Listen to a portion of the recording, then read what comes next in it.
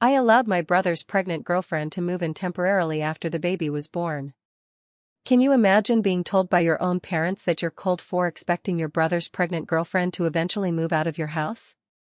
And then, to have them demand that your bedroom be converted into a nursery because babies need more space? That's where my family pushed me, and let me tell you, what came next was an absolute explosion. 3 months ago, my younger brother, Tyler, who's 25, got his girlfriend, Ashley, 23, pregnant. They'd only been together about 6 months, and let's just say prepared was the absolute last word you'd use to describe either of them. Tyler was working part-time at a warehouse, juggling some community college classes, and Ashley was a server at a local restaurant. Pretty quickly, as her pregnancy progressed, Ashley's living situation became unstable. She was sharing a small apartment with 2 roommates, who, understandably, weren't thrilled about a baby coming into the picture. My parents, Robert and Linda, immediately went into full-blown crisis mode. They've always been the type to help family no matter what, which, honestly, I used to admire about them. And that's where I enter the story. 2 years ago, I bought my dream house, a 3-bedroom gem in a really nice neighborhood, about 20 minutes from my parents. I'm a software developer, worked my butt off, saved aggressively for the down payment. This house was my pride and joy. I spent months renovating it, pouring my heart into making it exactly what I wanted. I had the master bedroom, a second bedroom I used as a home office since I work remotely 3 days a week, and a third bedroom that was a guest room. You know, for actual guests. Then came the family meeting. I should have seen the signs. Mom made my favorite dinner, Dad kept refilling my beer. They started talking about Ashley's situation, how she was 7 months pregnant and about to be homeless. Tyler just sat there, looking absolutely miserable, while they laid out their usual family takes care of family spiel. She just needs somewhere to stay until she and Tyler can get on their feet, Mom said, giving me that look she's perfected over the years. You have that guest room just sitting empty most of the time. I tried to point out that Tyler could, move in with Ashley somewhere. But apparently, he wasn't ready for that level of commitment. Yeah, you heard that right. He got her pregnant, but wasn't ready to live with her. Dad quickly jumped in, saying Tyler was working on himself and needed time to adjust to the idea of fatherhood. The pressure in that room was suffocating. Mom started emphasizing Ashley's lack of support. Her parents lived out of state and couldn't help. How alone Ashley was, how the stress wasn't good for the baby. Dad mentioned how proud he was that I'd done so well for myself, and how this was my chance to give back to the family. Look, I'm not heartless. The thought of my future niece or nephew being born into homelessness genuinely bothered me. So, I agreed. But I made my conditions crystal clear. 1. This was temporary, a maximum of 6 months. 2. Ashley would contribute $300 a month for utilities and groceries. 3. She'd be responsible for her own food and personal items. 4. No overnight guests without asking me first. 5. She'd keep the common areas clean. And 6. We'd revisit the arrangement once the baby was born. Ashley moved in 2 weeks later. At first, things were okay. She was quiet, kept to herself, and seemed genuinely grateful. She'd often cook dinner for both of us as a thank you, and we'd sometimes watch Netflix together. I started to feel good about helping out. But then, the baby stuff started arriving. What began as a few boxes from her baby shower quickly turned into a full nursery setup in the guest room. My garage became storage for strollers, car seats, and boxes of diapers. My parents would drop by with more stuff constantly, a changing table, a rocking chair, a baby bathtub. My organized, minimalist house was being slowly, but surely, taken over by pastels and baby gear. I brought this up to my parents, reminding them that this was temporary. Mom just patted my hand and said, "Oh, honey, babies need so many things. You're doing such a good thing for your family." Tyler, meanwhile, would visit Ashley maybe twice a week. He'd stay for a few hours, usually bringing takeout, then leave. When I asked him about his plans for when the baby came, he'd get defensive, say he was figuring things out, and that I didn't understand the pressure he was under. Then, 2 weeks ago, Ashley went into labor. Tyler was there for the birth, and my parents were absolutely over the moon about their first grandchild, a healthy baby girl they named Emma. I sent flowers and a congratulations card, figuring I'd give them space to adjust. That's when everything changed. The baby came home 3 days ago, and my quiet, peaceful house? It's gone. Emma has her days and nights mixed up, so she's up crying every few hours. The thin walls mean I hear everything. Ashley tries to keep her quiet, but what can you do with a newborn? My home office is right next to the nursery, and working from home has become nearly impossible. During video calls, you can literally hear the baby crying in the background. My manager even made a joke about my new assistant, but I could tell he wasn't thrilled about the disruption. But the real kicker came yesterday. My parents came over to see Emma and stayed for dinner. As we were eating, Mom casually mentioned how nice it was that Emma had a stable home environment and how important the first year is for child development. Actually, I said, trying to keep my voice light, we should probably start talking about next steps. The 6-month agreement would have Ashley here until May, but with the baby here now, maybe we should revisit that. The temperature in the room dropped about 10 degrees. You're not seriously thinking of putting a newborn baby out on the street? Mom's voice was sharp, laced with accusation. Of course not, I said, but Tyler and Ashley need to start making real plans. This was always temporary. Dad set down his fork with a clatter. Michael, that baby is your niece. Your blood. You have all this space, and they have nothing. How can you be so selfish? Tyler, who had been silent until then, finally piped up. Maybe if you weren't so uptight about your perfect house, you'd realize some things are more important than your home office aesthetic. Ashley started crying, pulling Emma closer. I knew this would happen. I told Tyler you'd want us gone as soon as the baby came. I guess we'll just have to figure something out, even if it means. She trailed off, but the implication was clear. My parents immediately went into comfort mode with her, shooting me disappointed looks. Mom held the baby while Dad assured Ashley that everything would work out and gave me a pointed look that said, "You better make it work out." They left shortly after, but not before Mom pulled me aside. I raised you better than this, Michael. That baby deserves stability. You have the means to provide it. Don't be the uncle who turned his back on family when they needed him most. I'm now sitting in my home office at 2 a.m. because the baby is crying again, and I can't sleep. I feel like a monster for wanting my house back, but I also feel like I'm being completely manipulated. I work hard for what I have, and while I wanted to help, I never signed up to be a permanent housing solution for my brother's girlfriend and baby. Tyler still hasn't made any moves to step up. He's not contributing financially, he's not staying nights to help with the baby, and he's certainly not looking for a place for them to live together. But somehow, I'm the bad guy for expecting them to stick to our original agreement. Am I being heartless here? How do I handle this without destroying my relationship with my family, but also without becoming a permanent landlord to my brother's responsibility? Update 1, 2 weeks later. 2 weeks. Thank you to everyone who responded to my original post. Your comments ranged from calling me a doormat to suggesting I formally evict Ashley immediately. I've spent the last 2 weeks trying to find a middle ground, and I need to update you on how spectacularly that's failed. First, let me address some common questions. No, there's no formal lease agreement. I stupidly thought family didn't need legal documents. Yes, Tyler is the father, that was never in question. Ashley's parents live in Florida, her mom is on disability, and her dad works minimum wage. They can't help financially or with housing. And yes, I make good money, around $110,000 per year, but I'm not wealthy. I have a mortgage, student loans, and regular bills like everyone else. Now, for the update. After reading your comments, I decided to try one more formal sit-down with everyone involved.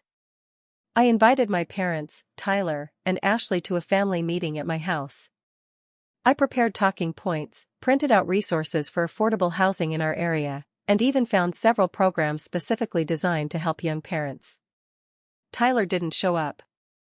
He texted Ashley saying he had to pick up an extra shift at work. I later found out through a mutual friend that he was at a sports bar watching the game. The meeting went about as well as you'd expect. I presented my research, explained that while I wanted to help, this situation wasn't sustainable. Ashley cried. My parents acted like I was presenting a plan to throw Emma into the wilderness to be raised by wolves. 6 months, I said, firmly. That was our original agreement. It's already been 4. I'm giving you an extra 3 months on top of that to figure things out. By July, you need to have alternative housing arranged. Mom stood up so fast she knocked over her coffee cup. 7 months? You're giving a baby 7 months notice like she's a tenant? Ashley is a tenant, Mom. Emma is her daughter. They're a package deal, and they need their own place. Dad tried the guilt angle. What happened to you, Michael? You used to have compassion. Now it's all timelines and agreements. This is family. Tyler is family, too, I shot back. Where's he in all this? Why isn't anyone pressuring him to provide for his child? Tyler is doing his best, Mom said, the same excuse she's been making for him his whole life. His best included Vegas last month and a new gaming system he posted about on Facebook. Seems like he's doing fine to me. The meeting ended with my parents storming out and Ashley locking herself in the guest room with Emma. I could hear her on the phone with Tyler, crying about how his family hated her. Things got progressively worse from there. My parents started what I can only describe as a Cold War. They'd stop by when I was at work, Ashley would let them in, and they'd continue baby-proofing my house. I came home to find cabinet locks installed, electrical outlet covers everywhere, and I kid you not, a baby gate at the top of my stairs, in my house. They also started a propaganda campaign with extended family. I started getting calls from aunts and uncles I barely speak to, all concerned about my heartlessness toward baby Emma. My cousin Jennifer, who I've always been close with, texted me, I heard you're evicting a newborn. WTF, Mike? I tried explaining my side to anyone who'd listen, but the narrative was already set. I was the successful, selfish older brother who wouldn't help family in need. The breaking point came 3 weeks ago. I woke up on a Saturday morning to voices in my kitchen. Not just Ashley and the baby. Multiple voices. I came downstairs to find my parents, Tyler, Ashley, and 2 people I'd never seen before, sitting around my kitchen table, having breakfast. Oh, good, you're up, Mom said, like this was perfectly normal. This is Brad and Diane from our church. They're marriage counselors who specialize in young families. I stood there in my boxers and t-shirt, looking at 6 people in my kitchen, while a baby cried in the background. What the hell is happening? Language, Mom chided. Language. We're having an intervention. You've been so hostile lately. We thought you needed help processing your feelings about the baby. My feelings about the baby? Are you serious right now? I snapped. Brad, or maybe it was Diane, started talking about the importance of family bonds and how children thrive in multi-generational homes. I cut them off. Everyone out. Except Ashley, since she, unfortunately, lives here. Michael. Dad started. This is my house. I yelled, losing it. You don't get to ambush me with interventions in my house. Tyler, who had been silent, finally piped up. Bro, you need to chill. We're trying to help you.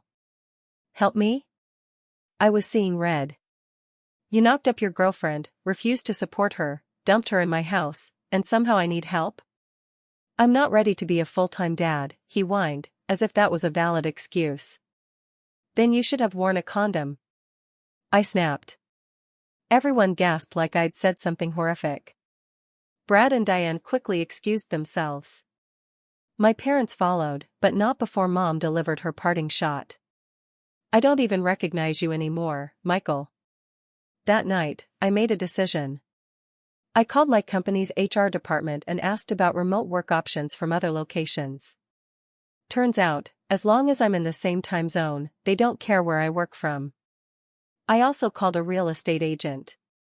I listed my house 2 weeks ago. It's a seller's market, and I got multiple offers within days. I accepted one that was $30,000 over asking, with a 45-day close. I haven't told my family yet. Ashley doesn't know. I've been looking at condos in another city, about 3 hours away. Close enough to visit if I want to. Far enough that no one will drop by unannounced. But here's where things got really crazy. Yesterday, Ashley approached me after putting Emma down for a nap. She looked nervous, fidgeting with her hands. "Michael, can we talk?" I tensed, expecting another guilt trip or manipulation. Instead, she surprised me. "I know you're selling the house." My heart stopped. "How did you know?" "I saw the realtor's card on your desk, and you've been packing things in your office." I waited for the tears. The guilt trip. The phone call to my parents. Instead, she sat down across from me. "I don't blame you," she said quietly. "This whole situation is messed up. I know that. I'm grateful for what you've done, but I know it's not fair to you." We talked for over an hour. The first real conversation we'd had since she moved in. She told me how Tyler had promised her they'd get their own place before the baby came. How he'd been stringing her along with excuses and empty promises. How my parents enabled him by making everyone else responsible for his choices. "I love him," she said, her voice tinged with sadness, "but I don't think he's ever going to grow up. Your parents will always bail him out, and he knows it." She asked how long she had before I moved. I told her about the 45-day close, expecting panic. Instead, she nodded. "My cousin in Texas has been offering to let me stay with her. She has a kid, too, and we could help each other out. I've been thinking about it, but felt guilty leaving since Tyler's here." "You should go," I told her, genuinely. "Fresh start, away from this dysfunction." She smiled sadly. "Your parents are going to flip when they find out we're both leaving." "Probably," I agreed. "But that's not our problem anymore." We agreed she'd start making arrangements to move to Texas. I even offered to help with moving costs, which she gratefully accepted. Of course, the universe couldn't let things be that simple. This morning, Tyler showed up unannounced. He let himself in with a spare key my parents must have given him. I never gave him one. "Dude, we need to talk," he said, barging into my home office. "About what, Tyler?" "Ashley's talking crazy about moving to Texas. You need to talk sense into her." The audacity floored me. "Why would I do that?" "Because Emma needs her father." "Then maybe her father should start acting like one." He went off about how I was poisoning Ashley against him, how I was breaking up his family, how this was all my fault. I let him rant until he ran out of steam. "Are you done?" I asked. "Screw you, Mike," he yelled. "Get out of my house and leave the key." He threw the key on my desk and stormed out, but not before delivering his own parting shot. "When Mom and Dad find out about this, you're dead to this family." So, that's where things stand. The house closes in 38 days. Ashley is making plans to move to Texas. Tyler is probably running to our parents as I type this. And I'm looking forward to a fresh start in a new city where my family can't ambush me with interventions over breakfast. I know some of you will say I'm running away from my problems.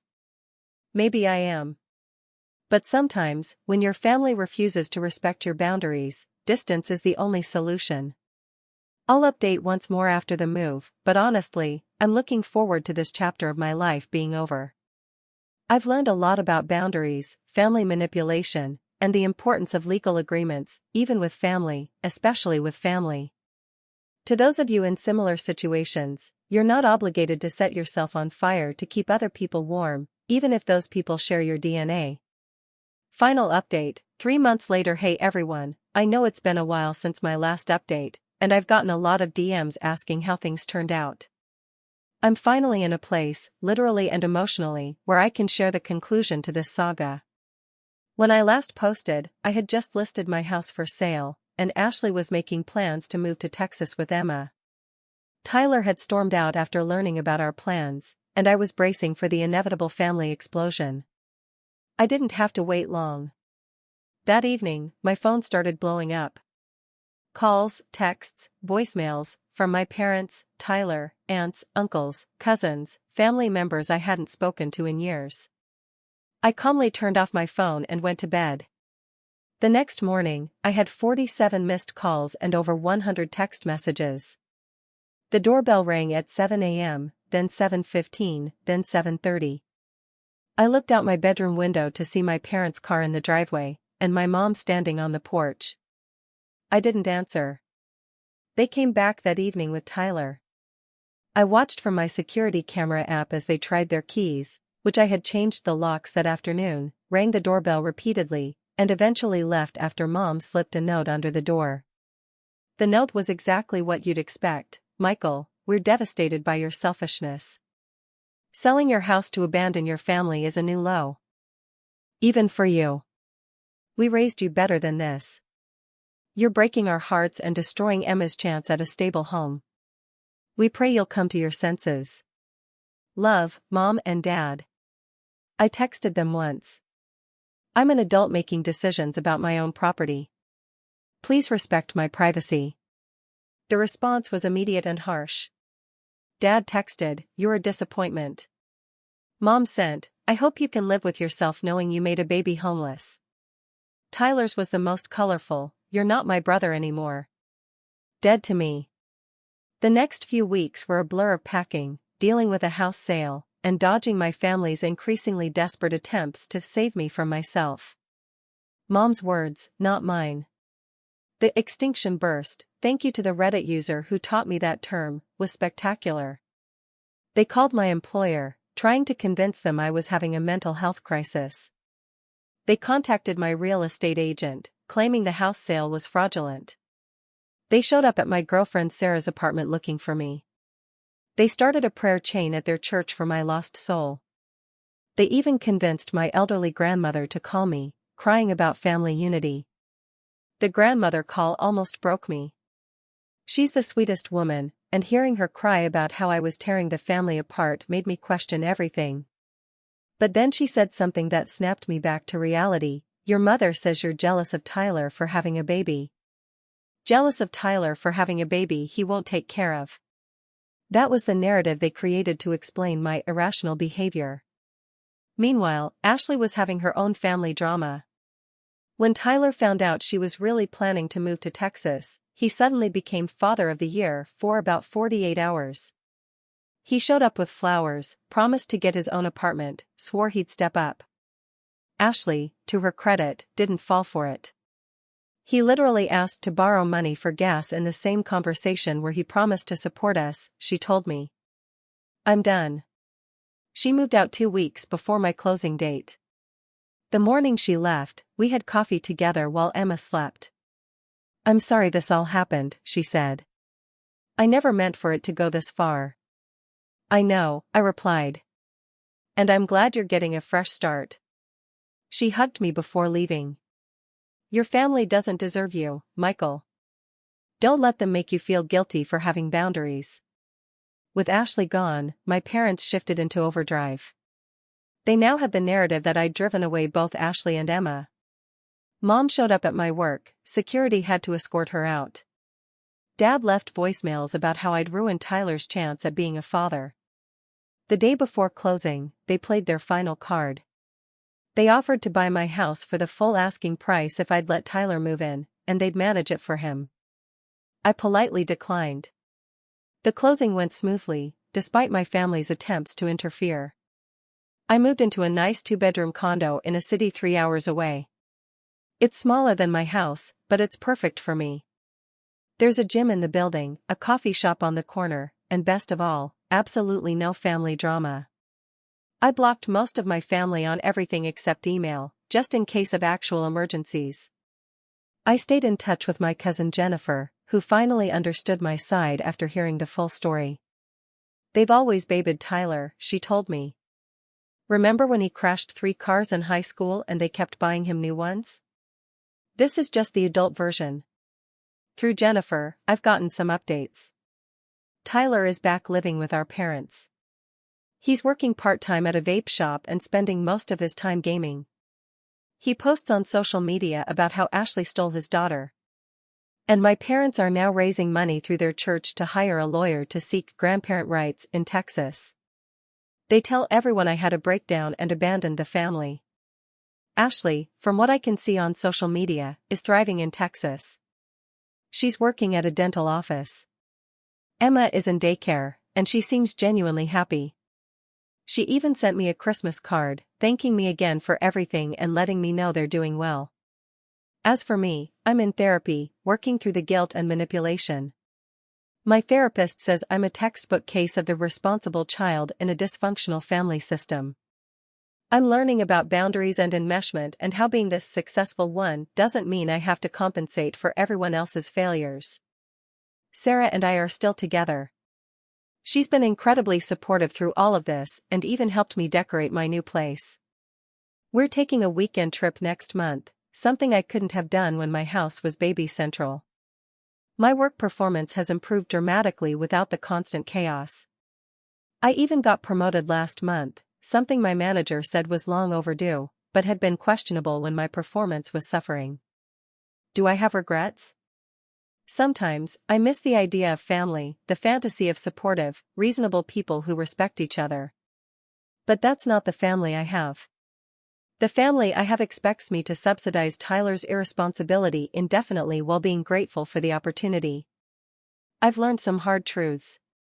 1. Family isn't a free pass to violate boundaries. 2. You can't help someone who won't help themselves. 3. Enabling one person often means sacrificing another. 4. Sometimes love means letting people face the consequences of their choices. And 5. Your mental health and well-being matter just as much as anyone else's. To those who said I was too harsh, you didn't live it. You didn't have your sanctuary turned into someone else's nursery. You didn't watch your brother party while you paid for his responsibilities. You didn't have your parents gaslight you into thinking basic boundaries were selfish. To those who said I should have kicked everyone out immediately, you were right. I waited too long, hoping for reasonableness that was never coming. To those in similar situations, get everything in writing. Set clear boundaries from day one. And remember, helping family doesn't mean enabling them. I know this isn't the update some of you hoped for. There's no reconciliation. No moment where my family realizes they were wrong. No happy ending where Tyler steps up and becomes a great dad. Real life doesn't usually work that way. But I'm at peace. I have my own space. My relationship is stronger. My career is thriving. And I'm learning to set healthy boundaries. That's its own kind of happy ending. I won't be updating again. It's time to close this chapter. Thank you all for your support, advice, and validation. You helped a stranger on the internet realize he wasn't crazy for wanting basic respect in his own home. And Tyler, if you somehow read this, grow up, dude. Your daughter deserves better. So, what do you all think? Have you ever had to deal with family members who just wouldn't respect your boundaries, no matter what you did? How did you handle it? I really want to hear your stories in the comments below. If you found this journey of setting boundaries and finding strength helpful, please give this video a like, subscribe, and share it with someone who might need to hear this message. Remember, sometimes the most loving thing you can do for yourself is to say no to those who don't respect your boundaries. Thank you for listening, and may you find the courage to protect what matters most to you.